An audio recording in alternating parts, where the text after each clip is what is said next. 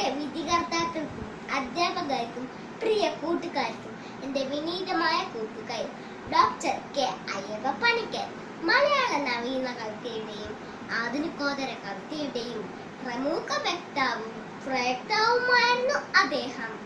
തന്റെ സമ്പന്നമായ സർഗഭാവന കൊണ്ട് മലയാള കവിതയ്ക്ക് നവലാവണ്യ ചാരുത പകർന്ന കവിയാണ് അദ്ദേഹം.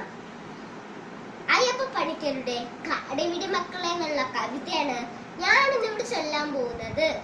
കാടെവിടെ മക്കളെ, കാടെവിടെ മക്കളെ, മേടെവിടെ മക്കളെ, കാട്ടുപുൽത്തകിരിയുടെ വേരെവിടെ മക്കളെ, കാട്ടുപൂഞ്ചോലയുടെ കുളിരെവിടെ മക്കളെ, കാറ്റുകൾ പുലർന്ന പൂങ്കാവെവിടെ മക്കളെ, കുട്ടിക്കരിം കുയിൽ കൂവിത്തിമക്കുന്ന കുട്ടനാടൻ പുഞ്ചയെവിടെന്റെ മക്കളെ, പച്ചപ്പനന്തത്ത പാറിക്കളിക്കുന്ന പ്ലാവുകൾ മക്കുകളും എവിടെന്റെ മക്കളെ, പായൽ ചുരുൾ ചുറ്റിദാഹ തേടാത്ത കായലും തോടുകളും എവിടെന്റെ മക്കളെ, ചാകര മഹോത്സവ പെരുന്നാളിൽ അലയടിച്ചാക്കുന്ന കടലോരം എവിടെന്റെ മക്കളെ, കാർഷിക ഗവേഷണ കശപിശയിൽ വാടാത്ത കാറ്റുവീര കേള തരുവെവിടെ മക്കളെ, ശാസ്ത്രഗതി കൈവിരൽ